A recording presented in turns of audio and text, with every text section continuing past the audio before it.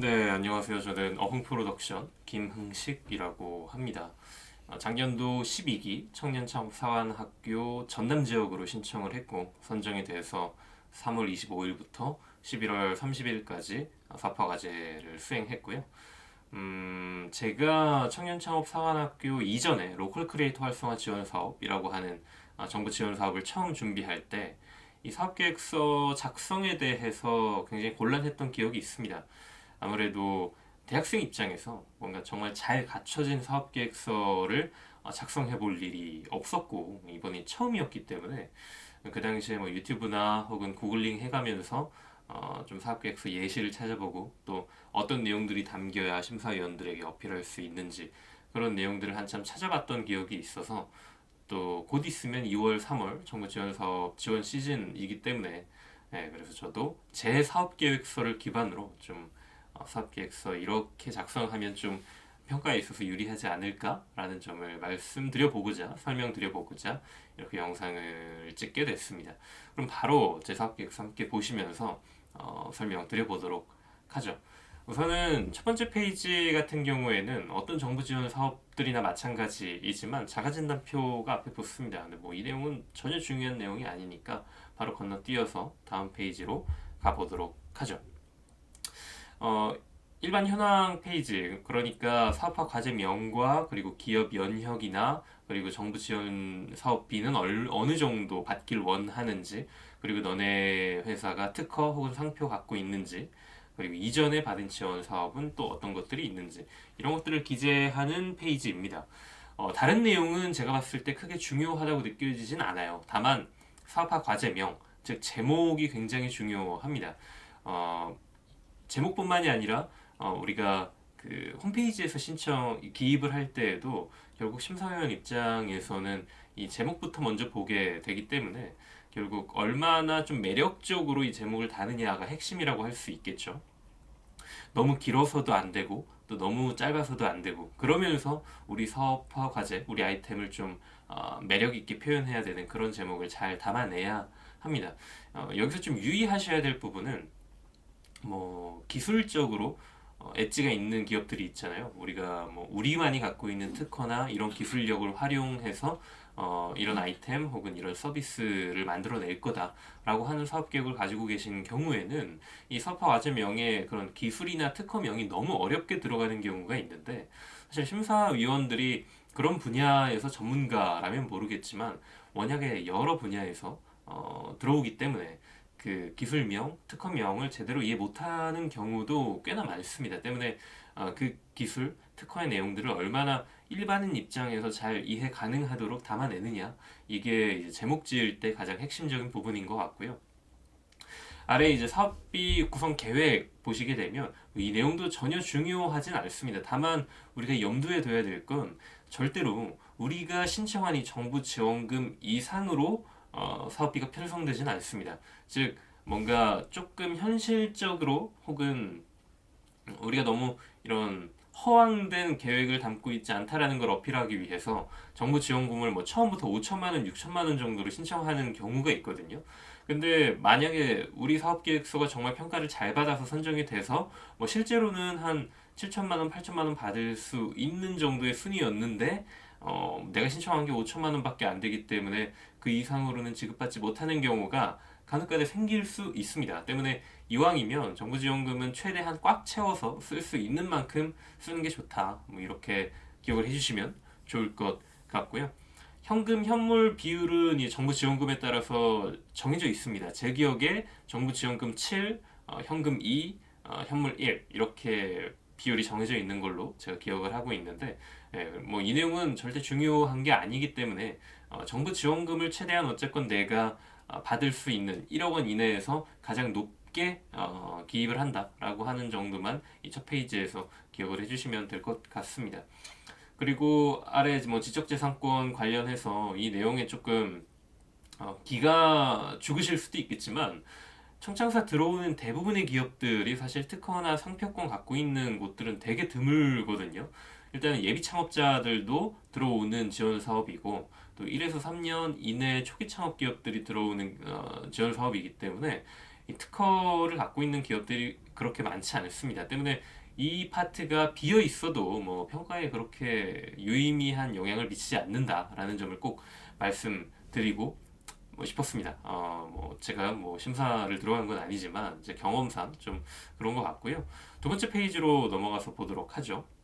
사실상 제가 생각했을 때 이 사업계획서 전체 사업계획서에서 가장 중요한 내용 바로 이 과제 개요 요약 파트 아닐까 싶습니다. 왜냐면 심사위원 입장에서는 하루에 몇십 장의 사업계획서를 봐야 하고 그렇기 때문에 이 개요에서마저 그냥 줄글로 쭉 어떻게 하겠다 이러이러한 아이템이다라고 하는 걸 그냥 텍스트로만 설명이 된다면 굉장히 좀 시각적으로 지칠 수밖에 없는 거죠. 때문에 이 파트는 도식화를 얼마나 잘 하느냐, 그림을 얼마나 잘 만들어내느냐, 이게 핵심인 것 같고요. 이거는 뭐 제조 아이템뿐만이 아니라 IT 혹은 서비스 쪽 사업기획서도 마찬가지라고 생각을 합니다. 일단 사업화 과제 차별성 같은 경우에는 단순히 최종적으로 만들어진 제품이나 서비스 자체의 차별성을 어필하는 것보다는 그걸 개발하거나 생산하는 과정에서 우리는 비용을 더 저렴하게 할 수 있다. 혹은 뭐 새로운 기술 내지 특허를 활용하기 때문에 생산 공정 과정에서 이런 과정이 굉장히 효율적으로 우리가 적용할 효율적인 생산 공정 제조 과정을 거칠 수 있다. 라는 부분을 어필하는 게 굉장히 중요하다고 생각합니다. 뭐 단순히 최종 산출물의 차별화 지점은 충분히 뒤 사업계획서 메인 파트에서 설명 가능하기 때문에 과제 차별성에서는 그것뿐만이 아니라 그 제조 공정, 개발 과정에서의 차별성까지 어필하는 게 중요하다고 생각하고요. 국내외 목표 시장을 어필할 때는 사실 뭐 쏨템 굉장히 진부하지만 또 이것만 하는 게 없죠. 이 시기별로 맞춰서 사업기획서에 담으면 좀 구체적으로 느껴지기도 하고 또 이 제한된 지면 안에서 제한된 이 표 안에서 가장 효율적으로 우리 국내 목표 시장을 설명하기 가장 좋은 도구이지 않나 싶습니다. 그리고 이미지 파트에서는 뭐 단순히 시제품이나 MVP 이미지를 보여주는 것보다는 팀이 갖고 있는 경험, 기술력을 어필할 수 있는 이미지가 들어가면 좋을 것 같고요. 왜냐면 여기 뭐 어떤 이미지가 꼭 들어가야 된다라고 정해져 있는 게 없습니다. 때문에 이 안에서 제품 혹은 서비스뿐만이 아니라 우리 팀 혹은 기술력의 강점을 어필할 수 있는 이미지가 들어가는 것 이게 포인트인 것 같고요.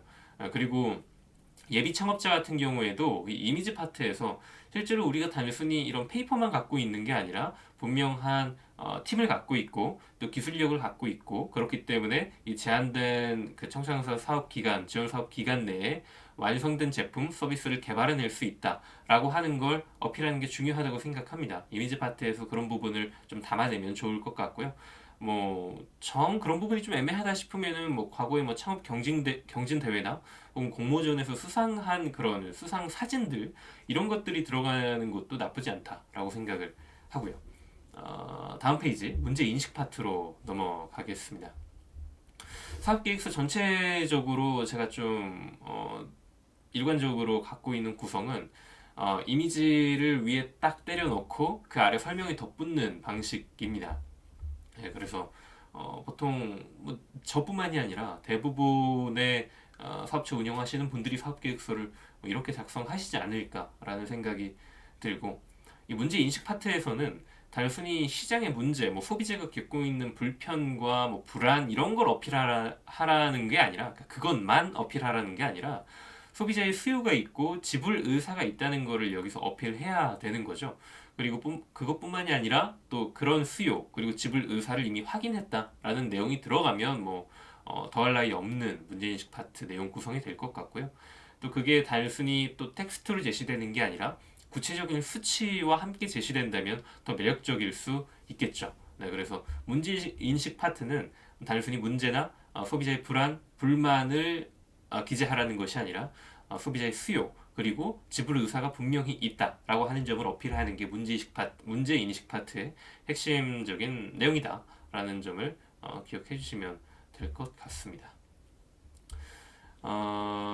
물론 이제 이 제품 서비스의 목적 파트에서 음, 단순히 소비자 혹은 시장의 수요를 충족시켜 준다는 내용도 좋지만 보시다시피 좀 이렇게 범국가적으로 혹은 사회적으로 혹은 이 산업에 미칠 영향에 대해서 얘기하는 게 좀 필요하다고 생각합니다. 왜냐면 어쨌든 나라 돈 주는 건데 단순히 기업 하나 잘 먹고 잘 사는 것 이런 얘기하는 것보다야 산업 전반에 미칠 긍정적 영향에 대해서 좀 이야기하는 게 중요하다고 생각하거든요. 뭐 이제 현실적으로 그 정도로 산업에 긍정적인 영향을 미칠 수 있는 어느 정도 임팩트를 줄 수 있는 정도의 비즈니스를 하는 팀은 극히 드물지만 그래도 사업기획서에서 우리가 그 정도의 좀 어필은 해볼 수 있다라는 점을 말씀드립니다. 다음 페이지로 넘어가서 이제 실현 가능성, 솔루션 파트 함께 보시겠습니다. 개발 방안, 뭐 제품을 어떻게 만들겠다, 서비스를 어떻게 개발하겠다라고 하는 부분이 가장 구체적으로 담겨야 하는 파트인 것 같고요. 청창사 사업 기간이 대략 8개월 정도 됩니다. 예비 창업 패키지, 초기 창업 패키지도 그 정도 기간, 사업화 기간이 될 건데, 그 안에 시제품과 혹은 뭐 서비스, IT 관련된 소프트웨어 관련된 사업 같은 경우에는 그 안에 MVP가 나와야 되기 때문에 혹은 완성된 어떤 제품이 어쨌건 나와야 되기 때문에 실제 그걸 할 수 있는 역량이 있는지 확인하는 파트라고 생각을 합니다. 그래서 뭐 제조업 하시는 분들 같은 경우엔 예를 들면 OEM을 맡긴다고 하면 어떤 업체에 맡길 것인지 또 대략 그 일정은 어떻게 되는지 이 부분이 굉장히 구체적으로 기입이 되어야 하고요. 일단은 뭐 상당히 많은 그 분들이 일단 청창사 선정되고 나서 업체도 알아보고 견적도 받아보고 하겠다라고 하는 그런 계획을 갖고 계신 팀이 굉장히 많습니다. 주위에 보면. 근데 사실 운 좋게 그렇게 해서 지원 사업이 선정된다고 해도 그 이후에 뭐 업체 알아보고 견적 받아보고 하는 기간이 굉장히 오래 소요가 되기 때문에 사실 8개월이라고 하는 제한된 기간 내에 뭔가 완성된 사업을 하기에는 너무나 부족한 기간입니다. 때문에 지금 이 시점에 앞으로 뭐 지원 사업, 그 청창사, 뭐 예창패 공고 뜨기까지 뭐 2개월 내지 3개월 정도 시간이 있는데 그 안에 업체도 알아보고 견적도 받아보고 제품 개발하고 서비스 개발하려고 하는 일련의 모든 준비 과정이 다 끝나 있어야 되는 거죠. 그래서 결국 그 준비 과정을 이 실현 가능성 솔루션 파트 안에 담아내는 게 굉장히 중요하고 또 그래야만 우리가 청창사 예상패 선정된 이후에 사업화하는 과정에서 어떤 걸림돌이 존재하지 않는다라는 점을 꼭 말씀드리고 싶었습니다. 네, 그 다음 페이지 넘어가서 고객 요구 사항에 대한 대응 방안 파트 보시겠습니다. 이 내용 아래 목차 같은 경우에는 그러니까 보시는 것처럼 뭐 자체 화해 추출 기술이나 뭐 사회적 가치 추구, 경쟁사 대비 우위 요소 이거는 제가 기입한 목차고요. 정해져 있는 내용은 이 고객 요구 사항에 대한 대응 방안 이 부분입니다. 여기서는 경쟁사 대비 우위 요소 정도가 필수적인 요소인 것 같고요.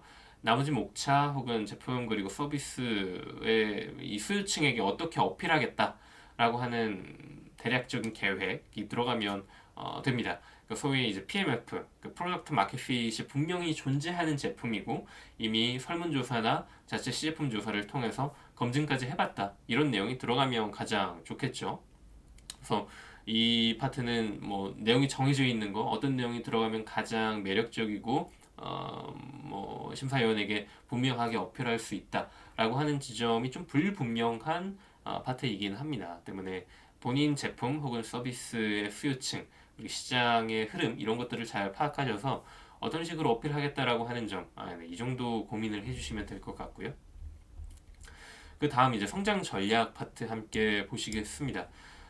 사업 계획서를 사업 계획서답게 만드는 파트라고 생각을 하고요. 숫자로 얘기해야 하는 파트이기 때문에 보시는 것처럼 이런 그래프 형태로 나타내도 좋고요. 3년 내지 5년짜리 이제 자금 계획표를 기입하셔도 좋습니다. 다만 여기서 여러분께서 보여주셔야 하는 부분은 청창사 지원금 뭐 한 5천만 원 내지 9천만 원 받고 끝 이게 아니라 민간 투자가 됐건 아니면 다른 기관의 지원 사업이 됐건 돈을 더 끌어올 것이고 우리가 그럴 역량이 있다. 그리고 그런 계획을 분명하게 갖고 있다. 이런 걸 보여주셔야 합니다. 네. 그리고 어디에 입점하겠다. 혹은 어디에 납품하겠다. 뭐 혹은 어떠어떠한 계획 때문에 이 시기에는 매출이 크게 증가할 것이다. 이런 내용들 채우는 건 당연히 좋은데 그걸 텍스트로 단순히 줄글로 써봐야 별 파급력이 없다고 생각하고요. 이걸 도식화하고 시각적으로 매력 있게 보여줄 수 있는 방법에 대해 치열하게 고민하셔야 합니다. 이제 아래 사업비 세부 내역을 함께 보시면요. 우리가 기억을 되돌려 보면 가장 첫 페이지에 사업비 구성 적어놓은 것 그거 맞춰서 쓰시면 되고, 또 비목별로 어떻게 돈 쓸 수 있는지 이거는 공고문에 같이 기재가 되어 있기 때문에, 설명이 되어 있기 때문에 그 부분 잘 확인하셔서 사업비 집행 계획 구성하시면 됩니다. 나중에 또 다른 영상에서 말씀드릴 거지만 증빙 과정이 꽤 복잡하기 때문에 뭐 10만 원, 50만 원 단위로 쓰는 게 아니라 100만 원, 1000만 원 단위로 집행을 해야 여러분이 뭐 증빙하기 훨씬 편하고요. 왜냐면 10만 원어치 사업비를 집행하건 아니면 뭐 한 5천만 원어치 사업비를 집행하건 간에 내가 준비해야 될 서류의 양은 똑같기 때문에 우리가 청창서 사업 기간 내내 서류 작업에 매몰되지 않으려면 최대한 좀 규모 있는 돈을 한꺼번에 집행하는 게 굉장히 중요합니다. 예, 그 정도가 좀 제가 사업비 관련해서 드릴 수 있는 일종의 조언인 것 같고요. 이 사업비 세부 내역 파트에서 사실 제가 생각했을 땐 지원금 헌터인지 아니면 실제 사업을 할 팀인지 좀 구분이 된다고 생각을 합니다. 왜냐하면 비목과 산출 근거 파트 보시게 되면 결국 이 기업, 이 사업체가 이 사업비 집행을 위해서 어느 정도로 조사를 하고 준비가 되어 있는지를 파악할 수 있기 때문에 이 부분이 그래도 꽤나 이 사업의 진정성을 파악하는 데에 좀 기여하는 파트인 것 같고요. 때문에 굉장히 상세하게 선출 근거를 잡아주시는 거 굉장히 중요합니다. 다음 페이지 함께 보시죠. 시장 진입 그리고 성과 창출 전략 파트입니다. 저의 경우에는 이제 수학 전략 기반으로 수학 분석 기반으로 해서 채워 넣었는데요. 좀 진부한 포맷이라서 추천하고 싶은 도구는 아닙니다. 하지만 어디 입점하고 납품하겠다, 어디와 거래하겠다라고 하는 내용들을 줄글로 쓰는 것보다는 좀 구체적으로 보일 수 있는 툴이긴 하죠. 수학 전략이. 특히 이제 제품 만들어서 파시는 경우에 그러니까 B2C 말고 B2B 그리고 B2G 계획을 같이 넣어주시는 게 좋을 것 같습니다. 왜냐면 B2C 채널만 여기서 어필하는 경우에는 뭐 발표평가 과정에서 매출의 안정성을 좀 지적받게 되고, 반대로 B2B를 고집하는 경우에는 당장의 캐시카우가 없지 않느냐라고 하는 부분을 지적받기 마련입니다. 때문에 서류에서부터 어느 정도 좀 지적받을 내용을 사전 차단하는 게 좋겠다라고 하는 생각이 들고요. 뭐 제품뿐만이 아니라 서비스, 소프트웨어 개발하는 쪽에서도 마찬가지인 것 같습니다. 당장의 캐시카우가 없는데 그걸 어떻게 할 거냐라고 하는 부분에 대한 답변을 준비해야 되는 거죠. 다음 페이지 해외 시장 진출 방안 파트입니다. 이거는 사실 여러분이 뭐 해외 시장은 지금 당장 관심도 없고 그걸 할 수 있는 역량도 없다고 해도 억지로라도 채워 넣어야 하는 파트라고 생각을 합니다. 왜냐면 그냥 없음이라고 적어 놓게 되면 꾸역꾸역이라도 채워 넣은 팀들과 비교되기 마련이거든요. 그래서 뭐 수출 지원 프로그램을 활용하겠다라는 내용이나 혹은 해외 박람회에 내가 참여하겠다라고 하는 내용이나 이런 부분들을 채워 넣는 게 중요할 것 같고요. 그리고 뭐 정 그런 게 어렵다 하면은 뭐 학부생 팀들 같은 경우에는 뭐 캠퍼스 타운, 교내 창업 지원단의 어떤 지원 프로그램들, 지원 제도들을 활용하겠다라고 하는 내용이라도 기입하는 게 중요하다고 생각합니다. 뭐 팀 구성 파트에서 이제 대표자의 역량은 이렇게 기입을 하시면 뭐 자유롭게 기입하시면 될 것 같고요. 이 파트에서 제가 말씀드리고 싶은 부분은 청창사의 핵심 평가 요소 중 하나가 고용을 많이 하는 팀을 좀 선호합니다. 이미 고용을 많이 하고 있는 기업보다는 앞으로 청창사 사업 기간 내에 고용을 많이 할 수 있는 팀을 좋아하거든요. 왜냐면 그것도 이제 청년창업 사관학교라고 하는 정부 지원 사업의 대외적인 성과라고 할 수 있으니까. 그래서 이 뭐 고용 계획이나 혹은 현재 재직 인원 및 고용 이 파트에서는 여러분께서 중요하게 이제 하셔야 되는 것은